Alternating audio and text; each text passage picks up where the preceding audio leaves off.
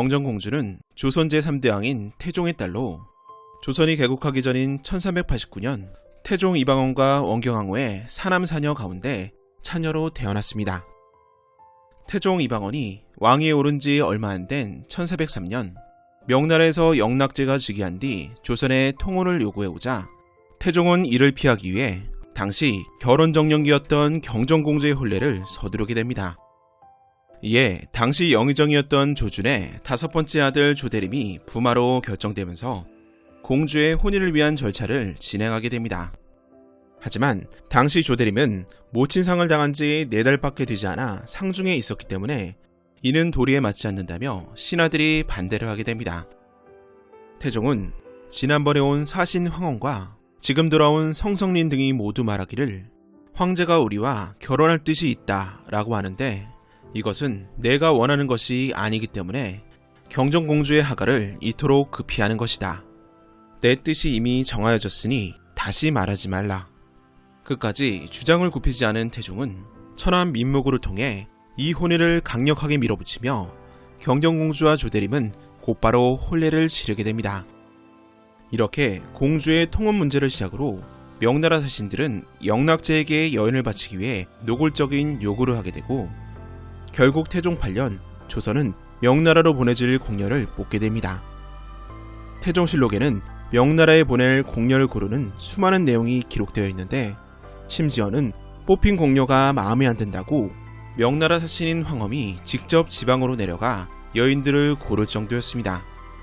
이때 뽑힌 여인들을 진원녀라고 불렀으며 선발되는 과정이 엄격했는데 신분이 낮으면 안 되었고 양갓집 귀수 중에서도 미인이어야 되었으며 심지어 그 집안에 노비가 없으면 안 되는 기준이 있을 정도로 어느 정도 명망이 있는 집이어야 했습니다.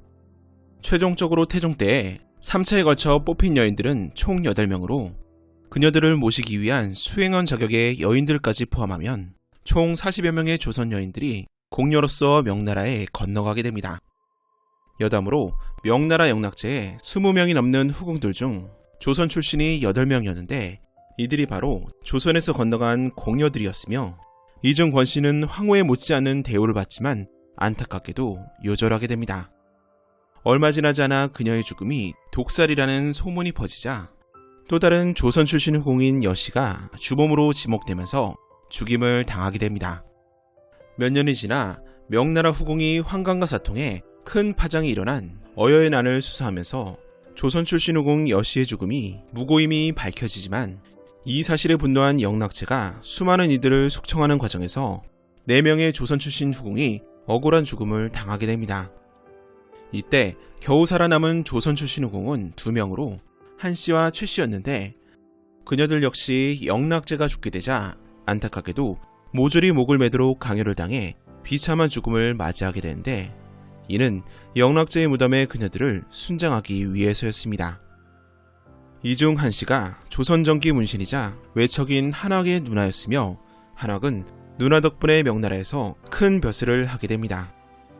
명나라에서의 영향력을 바탕으로 조선에서도 승승장구하던 한학은 영락제 사후 누나가 황제의 무덤에 순장이 되면서 힘을 잃을 위기에 처하지만 영락제의 손자인 선덕제에게 자신의 여동생을 후궁으로 보내면서 입지를 다시금 다지게 됩니다.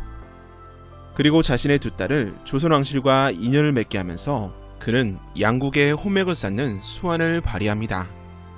이렇게 그의 둘째 딸과 6번째 딸이 각각 세종의 서자 계양군과 세조의 맏아들에게 시집을 가게 되는데 이때 세조의 맏아들인 의경세자와 혼례를 올려 세자빌이 된 딸이 바로 성종의 어머니이자 사극으로 인해 대중에 널리 알려진 인수대비 한씨였습니다. 다시 본론으로 돌아가 태종이 경정공주를 조대림에게 시집을 보낸 이유는 명나라의 통혼 요구로 인해 급작스레 혼인을 치러야 했기 때문이지만 시아버지가 될 사람이 평양백 조준인 이유 또한 컸습니다.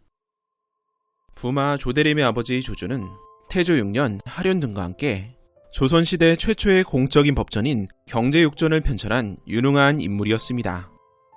그의 집안인 평양조씨는 증조부 조인규 때에 이르러 고려 충선왕의 장인인 국구가 되면서 권문세가로 이름을 알린 집안이었습니다. 하지만 조준은 자신의 출신과는 다르게 권문세족의 폐해를 고치려는 뜻을 갖고 있었습니다.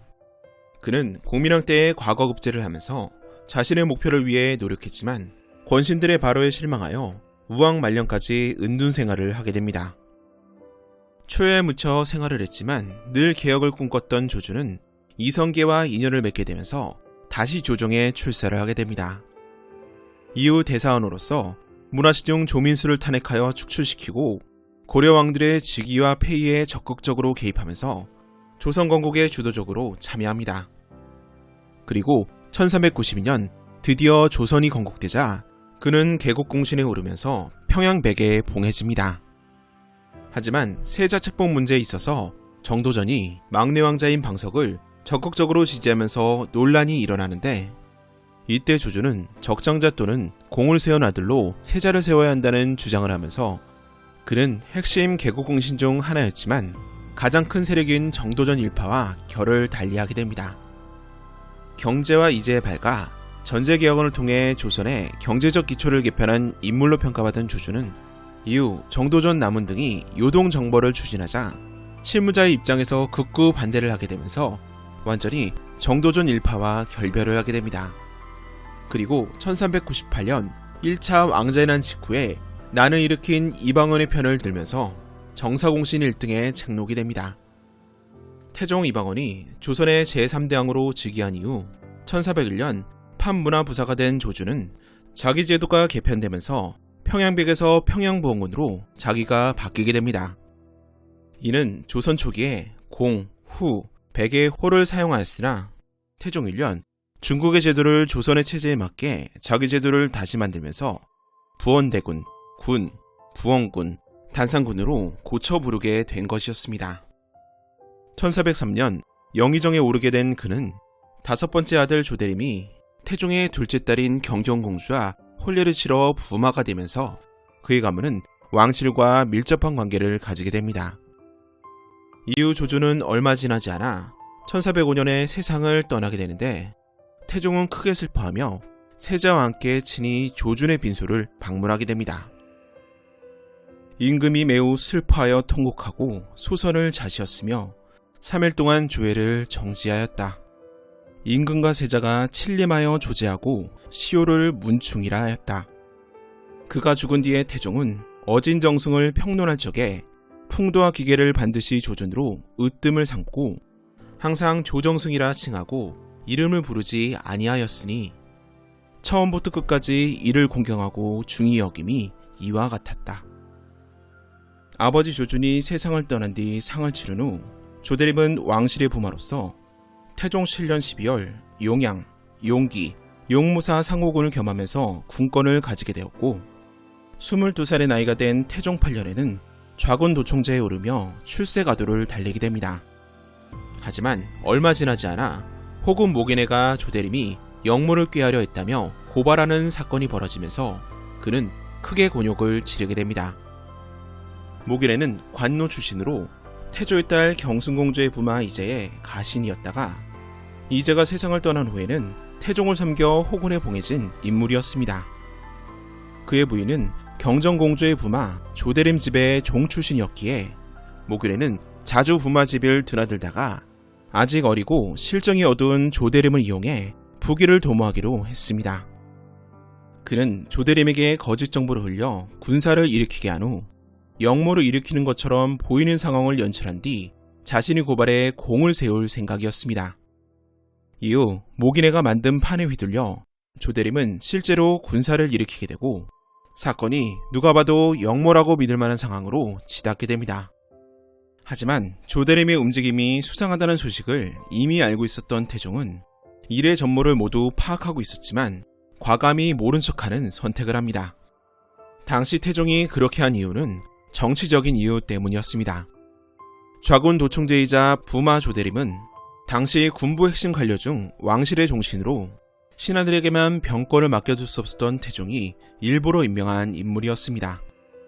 곧바로 모기네를 잡아들이면 사건 자체는 끝이 나겠지만 모기네와 접촉한 조대림의 혐의 자체는 남게 됩니다. 조대림은 역심이 없는 것으로 보였으나 허술한 행동을 한 건 사실이었고 이러한 사실만으로도 충분히 문제될 소지가 다분했습니다. 그리고 더 나아가 종친이 군권을 가진 것에 대한 반발 여론이 조성될 게 뻔했습니다. 이에 태종은 조대림에게 역심이 없음을 보다 확실히 하고 신하들의 관심을 다른 곳으로 돌릴 묘안이 필요했기에 군사를 움직이는 것을 놔두고 상황을 지켜보게 됩니다. 결국 조대림이 이끈 병사들은 정말로 역모의 의도가 없었기에 태종이 미리 조치한 대로 움직이게 되었고 별다른 유혈사태 없이 모기내의 계획이 실패하면서 조대림과 모기내는 사로잡히게 됩니다.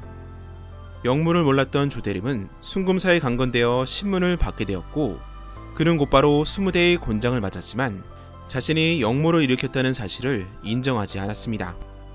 이 소식을 들은 태종은 억지로 형벌을 가하지 말라는 왕명을 내렸으나 어찌된 역문인지 조대림은 64대의 장을 추가적으로 맞는 고초를 겪게 됩니다.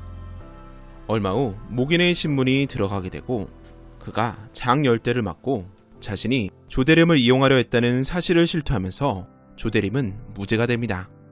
결국 모기내는 능지처참형을 선고받았으며 곧바로 저작거리에서 형벌이 집행되려 했지만 대사원 맹사성을 비롯한 대관들이 태종에게 다음과 같이 요청을 하면서 형 집행이 중단됩니다.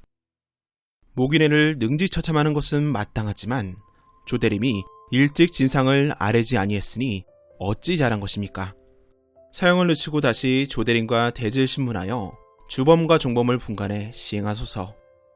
이에 태종은 이를 받아들여 조대림과 모기내에 대질 신문을 벌이지만 모기내가 별다른 말을 하지 않으면서 조대림은 결국 무죄가 확정되어 박멸이 됩니다. 그리고 이때 태종은 기다렸다는 듯 자신이 조대림을 고문하지 말라고 했는데 자백을 위해 추가적으로 장을 때리고 모기내에 사형 집행을 늦춘 저희를 캔다며 조사에 참여한 맹사성과 박안신 등을 옥에 가두고 국문토록 합니다. 모기내와 그 일가족에 대한 형을 집행시킨 후 태종은 신하들을 모아놓고 다음과 같은 말을 합니다. 조대림은 본래 역모를 꾀한 적이 없는데 맹사성이 모기내와 함께 주범과 종범을 가려야 한다고 말한 저희가 대체 무엇이냐? 모반 대역에서도 주범과 종범을 나누어야 하느냐? 이번 대간의 은호는 조대림을 죽여서 왕실을 약화시키려고 했다는 진술을 반드시 받아내야 할 것이다. 만일 승복하지 않거든 모질게 때려 신문하되 그들의 죽음을 아낄 필요가 없다. 결국 맹사성을 포함한 신하들이 매를 견디지 못해 죄를 인정하였고 심지어 맹사성의 아들 맹기민은 고문 후유증으로 인해 죽기까지 합니다. 1408년 12월 11일 대사원 맹사성, 정원 박안신, 좌정원 이한우, 감찰 맹기미 등을 극형에 처하고 저자에서 신하들이 지켜보는 가운데 형을 집행하라는 태종의 어명이 내려집니다. 수많은 공신들과 대신들이 그들을 용서해달라고 거듭해 청하지만 태종은 끝까지 그들의 말을 전부 거절하고 시가지에 모여 형을 집행하려고 합니다. 이렇게 맹사성 등이 극형에 처해지기 직전 태종은 사안이 중하고 내 뜻이 이미 결정되었으나 나라를 군주 혼자서 다스릴 수는 없기에 경들의 말을 따르겠다. 차오로 경들도 왕실이 약해지는 것을 방치하지 않도록 하라 라며 신하들을 들었다 놨다 하면서 태종의 권모술수의 끝판왕이라고 불리는 조대림의 모반 사건은 끝이 나게 됩니다. 이후 조대림은 태종의 비호 아래 왕실의 부마로서 자신의 역할을 충실히 하게 됩니다. 그는 1409년에 병서 강토 총재, 평양도 절제사 등을 역임했고 1410년에는 윤사수와 함께 명나라의 북벌의 성공을 축하하는 사신으로 파견되었습니다. 1411년 태조의 여진을 평양부에 봉안시키고 서북면의 농사작황을 보고하는 등 다방면에서 활동을 하다가 세종즉위 이후로는 여러 차례 유사에 파견되어 명나라 사신을 접대하거나 사신으로 명나라로 파견되는 외교적인 일을 담당하게 됩니다. 이러한 공을 인정받아 조대림은 1422년 보곡숙록 평양부원군, 1426년에는 대강보곡에 봉해지지만 안타깝게도 세종 12년 44세의 나이로 세상을 떠나게 됩니다.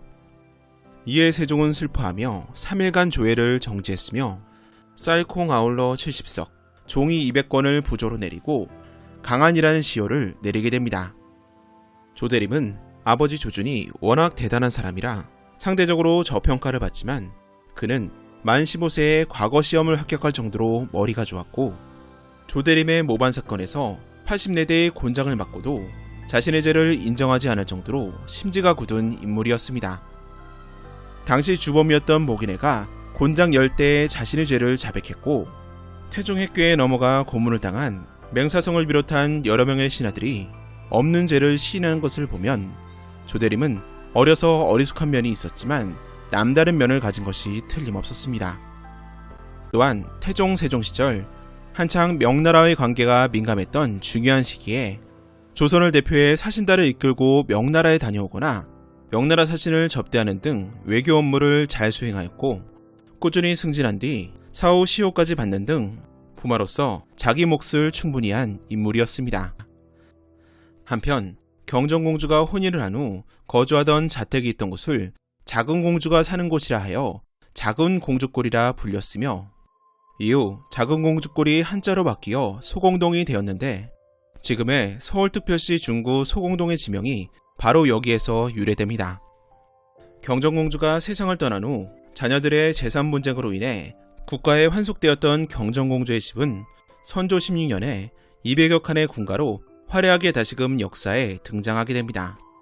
이는 선조가 자신이 사랑하던 셋째 아들 의왕군에 살집을 마련해주기 위해 공주의 집을 크게 손을 본 것이었지만, 의왕군이 12살의 나이에 역병으로 요절하면서 또다시 비어있는 집이 됩니다.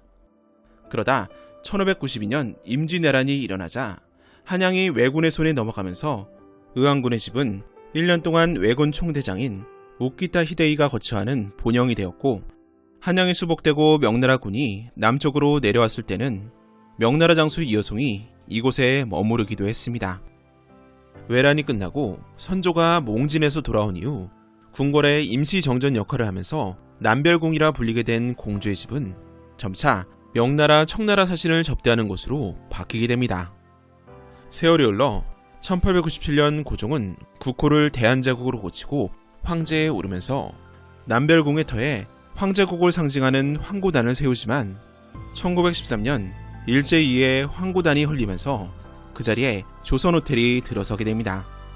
그리고 1970년대 노후화된 건물을 헐고 다시 지으면서 현재는 웨스턴 조선호텔이 공주의 집터에 자리 잡고 있습니다. 경정공주에 대한 실록의 기록을 살펴보면 남동생 양녕대군과 관련되어 있는 부분을 제외하고는 직접적인 공주에 대한 내용은 찾아볼 수가 없습니다. 이를 미루어 짐작해보면 그녀는 남편 조대림의 영모 사건으로 마음고생을 한 것 말고는 왕들의 비호 아래 평탄한 삶을 살았던 것으로 보입니다. 남동생이자 당시 세자였던 양녕대군은 여자 문제로 늘 말썽이었는데, 심지어 태종 18년 몰래 곽선의 첩인 기생어리를 궁에 들였다가 태종에게 걸려서 어리가 쫓겨나는 사건이 일어납니다. 이후 어리가 임신하여 세자의 아이를 낳았고 곧바로 유모가 필요하게 되자 이 사실을 알게 된 경정공주가 유모를 구해 세자궁에 보내주게 됩니다. 평양군 궁주가 말하기를 세자전에서 유모를 구하여 부득이하게 이를 보내었습니다. 이에 중궁이 놀라서 이게 어떤 아이냐 라고 되물었고, 공주는 어리가 낳은 아이입니다 라고 대답하였다.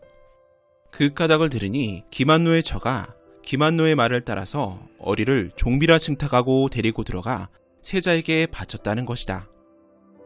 경정공주는 부마 조대림과의 사이에서 1남 4녀를 두었으며 장남이 조무영이었습니다. 장녀는 안진과 차녀는 김중건과 각각 혼인하였으며 3년은 조창과 4년은 김중령과 각각 혼례를 올리게 됩니다. 이 가운데 차녀와 결혼한 김중엄은 문종의 첫 부인이자 폐비된 휘빈 김씨의 오빠이자 태종의 후궁인 명빈 김씨의 조카로 왕실과 밀접한 인물이었습니다. 참고로 공주의 후손에 대한 기록을 살펴보면 왕실에 관련된 인물들이 나오게 되는데, 대표적으로 중종의 첫 번째 왕비인 당경왕후의 외조모가 경정공주의 외손녀였습니다. 세월이 흘러 단종 3년 6월 6일 경정공주는 67세의 나이로 삶을 마치게 되는데, 이때 단종은 쌀콩 50석과 종이 100권을 부조했습니다. 경정공주의 자녀들은 공주사 후 그녀의 재산이었던 노비와 전답의 분배 문제를 두고 다투는 등 크고 작은 문제들을 일으킵니다. 특히 장남 조모영과 사녀와 결혼한 김중렴의 갈등이 심각했는데 서로 고소를 해 국문이 일어나고 나란히 의금부에 갇힐 정도로 막장 행보를 보이게 됩니다. 경정공주의 묘소는 경기도 고양시 덕양구 내우동 앙골마을에 있으며 조선시대 초기의 전형적인 양식인 사각묘로 되어 있습니다. 봉본 좌우에는 큰 규모의 문인석 2기가 세워져 있는데 투박하고 소박한 모습을 하고 있습니다.